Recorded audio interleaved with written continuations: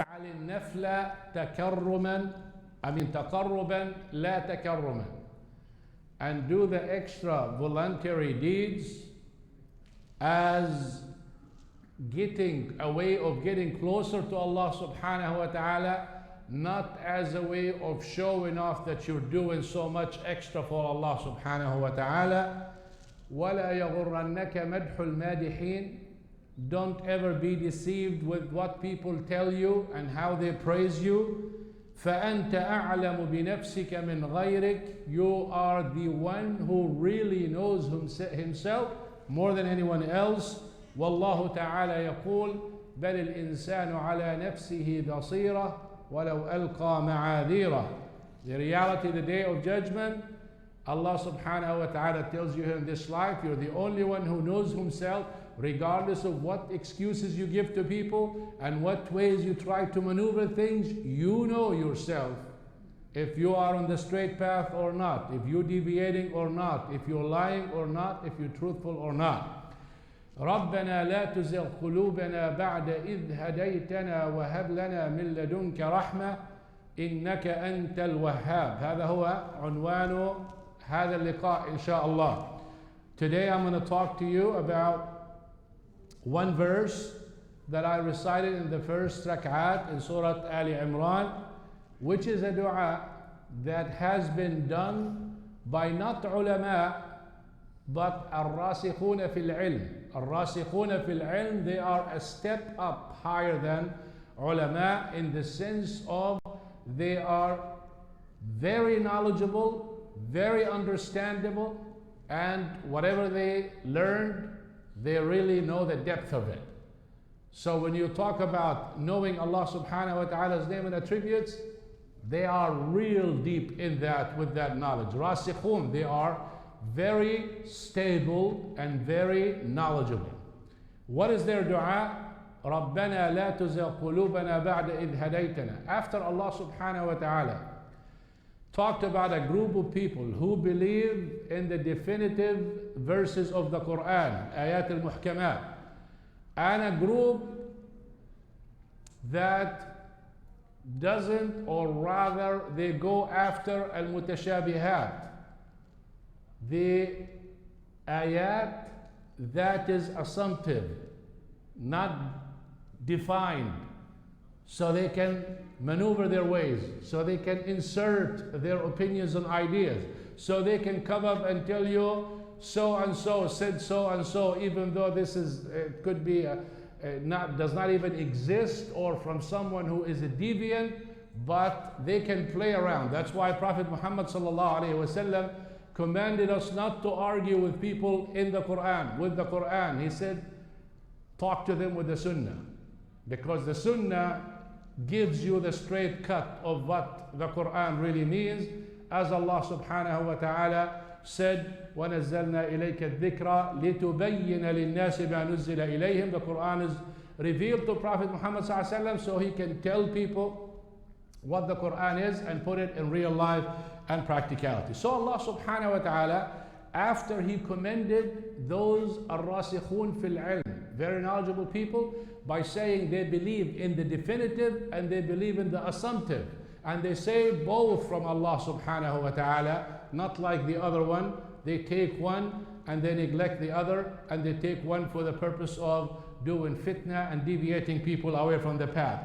After he subhanahu wa ta'ala mentioned that, he gave us the perfume of those scholars, which is the dua.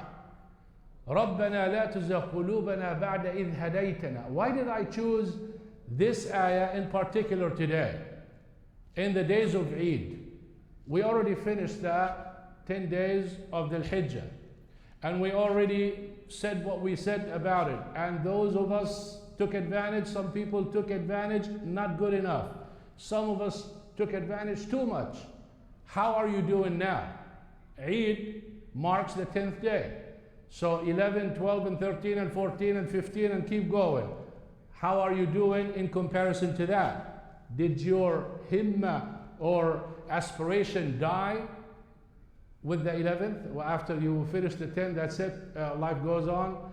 the normal way, it's no more hasanat multiplied, so we go back or not.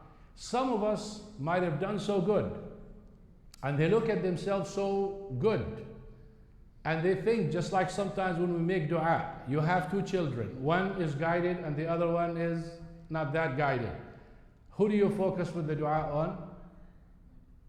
The not so guided. And you neglect the guided, as if he is in your pocket, no problem, I got him. And he is the most scary one. رَبَّنَا لَا تُزِغْ قُلُوبَنَا بَعْدَ إِذْ هَدَيْتَنَا. Oh Allah, don't deviate or don't turn away our hearts after you guided us. Look at that. The Rasikhun fil ilm saying that, not me, not you, not someone simple, the most knowledgeable, begging Allah subhanahu wa ta'ala to continue on the path. Because they knew that Allah subhanahu wa ta'ala said, وَاعْلَمُوا أَنَّ اللَّهَ يَحُولُ بَيْنَ الْمَرْءِ وَقَلْبِهِ وَأَنَّهُ إِلَيْهِ تُحْشَرُونَ. That Allah subhanahu wa ta'ala have your heart between his two fingers and he can turn it any way that he wants. Of course, based on who you are and what you do. So these scholars, they know that Prophet Muhammad sallallahu alaihi wasallam, whom he is, used to say, يا مقلب القلوب ثبت قلبي على دينك ويا مصرف القلوب صرف قلوبنا على طاعتك أو إلى طاعتك. He sallallahu alayhi wasallam, imagine asking Allah subhanahu wa ta'ala to affirm his heart on the religion and to make his heart to be inclined toward doing good. So these scholars, they're not just simply scholars. Look what Allah subhanahu wa ta'ala said about them. He said, شهد الله أنه لا إله إلا هو والملائكة وأولو العلم. These are راسخون في العلم. شهد الله أنه لا إله إلا هو والملائكة وأولو العلم قائما بالقسط.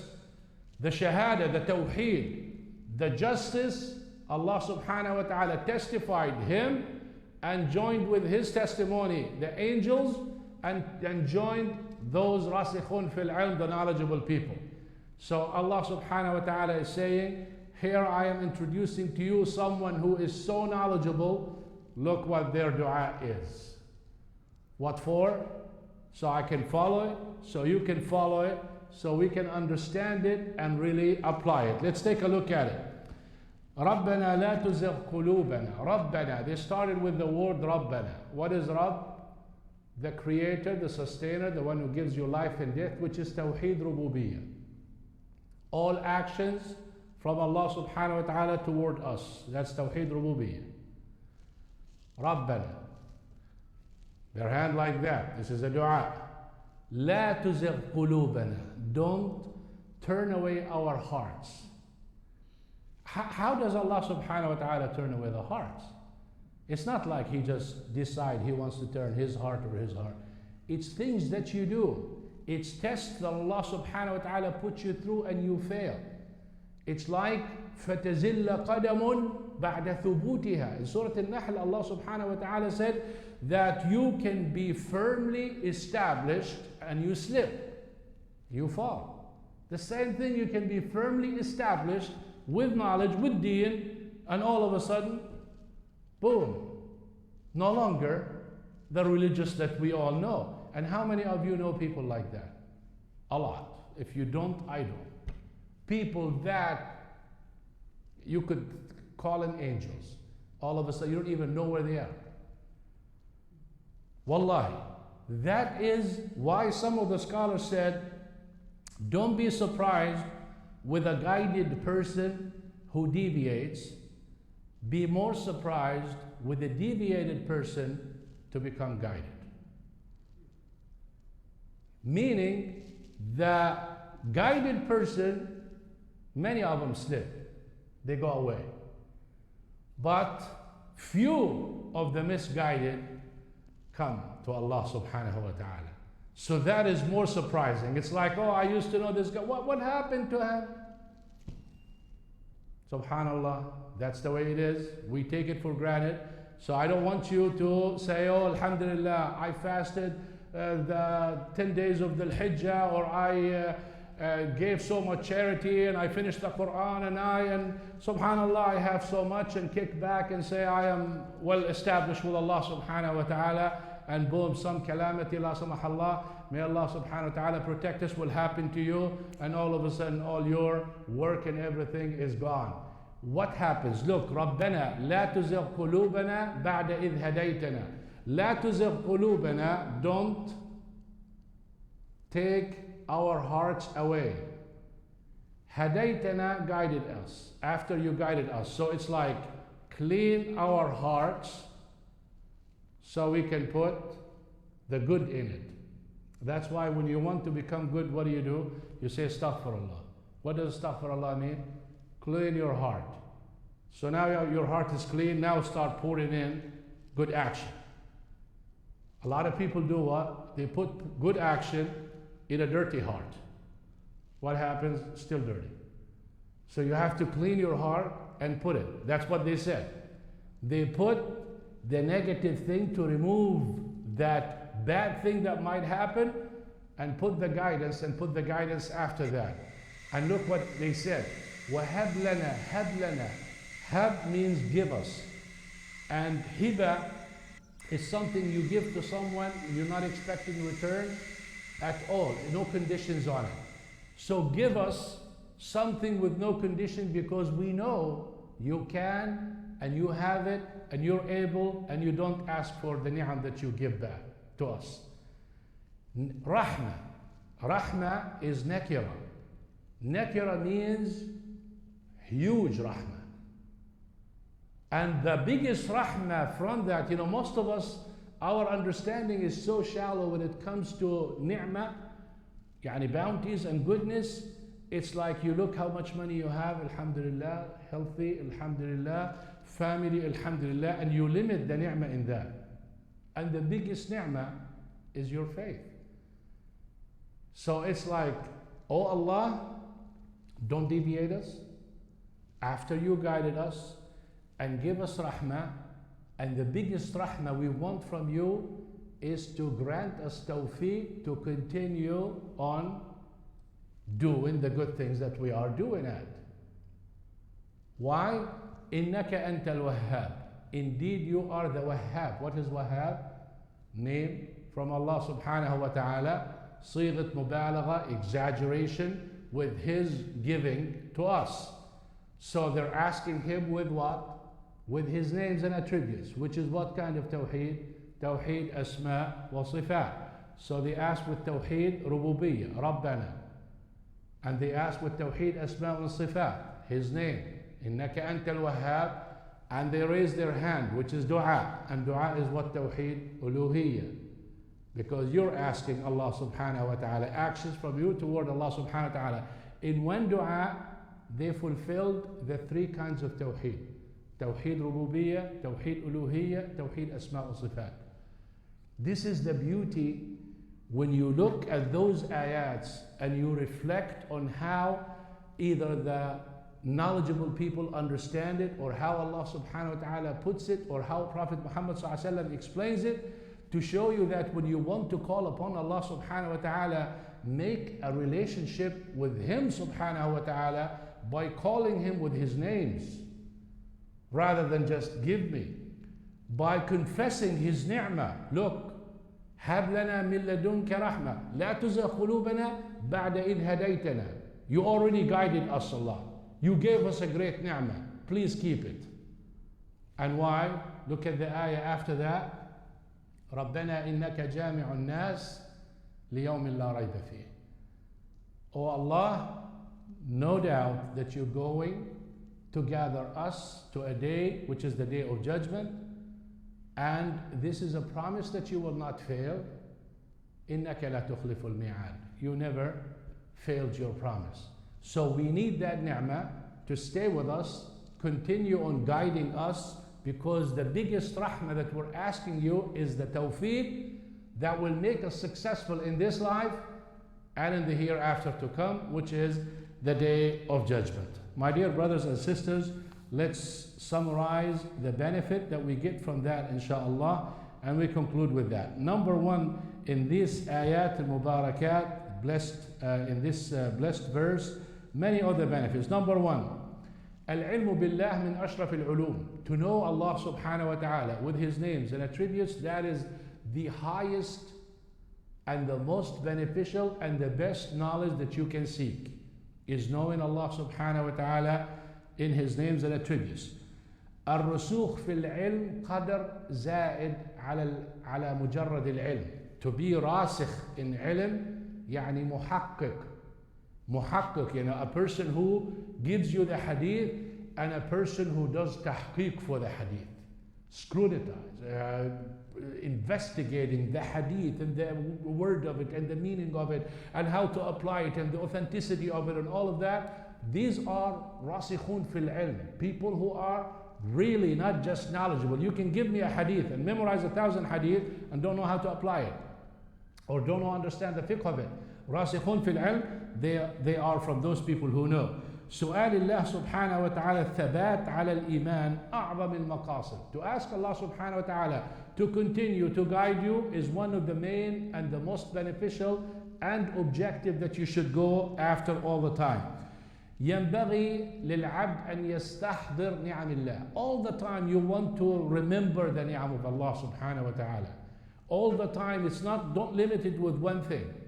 Rizq. Even when someone tells you Assalamu alaikum ni'mah, wallahi brother, when you see someone deviated, that's ni'mah. What's the ni'mah in it? Ibn al-Qayyim rahimahullah gave us that 3 sources of ni'am, and one of the sources he said, mushahadat ahl al-bala, to watch the people who are tried. Someone is deviated, he's no longer on the path. To you, that's a ni'mah if you dig deep in it. You're not deviated. You see, the opposite of bad is good, and you are the opposite of that deviated person. You see someone sick, that's a ni'mah. Seeing a sick person is a ni'mah because you're not sick. You see what I'm saying? So it's not like all the time, look at what you have, look at what people are missing and you have it. Because sometimes why do you have to go to the hospital and you go to people and visit the sick and all that? What's the encouragement for that? To remember the ni'mah, the health that Allah subhanahu wa ta'ala gave you. That is one of the objectives for that. So also, ahamiyat al-tawassul, when you beg Allah subhanahu wa ta'ala, use His names and attributes, not just simply asking Allah subhanahu wa ta'ala, and that is a great ni'mah. Allah subhanahu wa ta'ala is the one who is in control of your heart, not you. If you know that, you know the importance of dua for Allah subhanahu wa ta'ala to keep you on that and stay away from show off. Takhliya qabla tahliya. Purify your heart from all of those bad actions of the heart, hatred, spitefulness, shirk, nifaq, all of those evil things. Clean your heart from the envy, clean your heart from being arrogant or show off, and then start putting in your heart the good thing, the sincerity and the tawakkul and the love and mahabba and such, and that would be the right way. عطاء يكون على قدر المعطي. Giving, it is based on who you are. I give you an example that we fail, most of us. At Eid, when we go visit one another, in general, when we give gifts, how do we deal with one another? I'm a rich person, you're a poor person.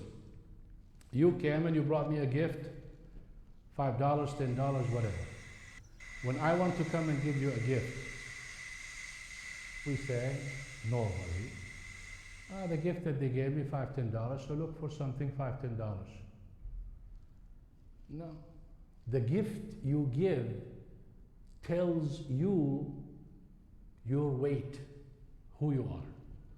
When I give you a gift for $100, that's who I am. I don't look at you how much, this is what you are. You may be rich and that's all you want to spend, but you may be poor at the same time and that's all you have. So when they asked from Allah subhanahu wa ta'ala They knew Allah subhanahu wa ta'ala. They knew He is Wahhab, and they knew He gives so much. And He doesn't put conditions subhanahu wa ta'ala, and it doesn't decrease anything from what He has. So they asked so much, and they said rahmah. They made it so huge to get the benefit from Allah subhanahu wa ta'ala, because they know Allah subhanahu wa ta'ala. So when you deal with one another based on whom you are, how generous you are, how good you are, how sincere you are. Don't look at the other people, what they did to you, because you don't work for other people. You work for Allah subhanahu wa ta'ala, and that's the meaning of the sincerity. And finally, my dear brothers and sisters, كل الخلق لا غنى لهم عن دعاء ربهم من جلب المنافع ودفع المضار. No one is free or can claim that I don't need Allah subhanahu wa ta'ala, I don't need to make dua. We all need the help of Allah subhanahu wa ta'ala. We all need the protection of Allah subhanahu wa ta'ala. So we need to constantly make dua and show how poor we are to Allah subhanahu wa ta'ala. يا أيها الناس أنتم الفقراء إلى الله والله هو الغني الحميد. If you know yourself, that's why I always say, know yourself, you know Allah subhanahu wa ta'ala. If you know yourself, someone who have little pain or something puts you in bed and people will be coming checking on you and you can't move, you can't do anything, then know yourself you're weak. Know yourself you're weak and Allah subhanahu wa ta'ala is strong. Know yourself you're poor and Allah subhanahu wa ta'ala is rich. Once you know that, inshallah, you will deal good. May Allah subhanahu wa ta'ala accept from us all the good deeds that we have worked. And remember, don't slow down. Keep the momentum going and keep doing good. You may not be able to do as much because there's no doubt the days and the time and the place has a lot of impact on the people when they do good, but don't go back to the same way they were. You should improve yourself and keep that. If you read a juz of Quran, for instance, on those 10 days, read half a juz now. Don't just kill it. And if you can do it, do something. So may Allah subhanahu wa ta'ala help you be steadfast, and may Allah subhanahu wa ta'ala always affirm our heart in His obedience.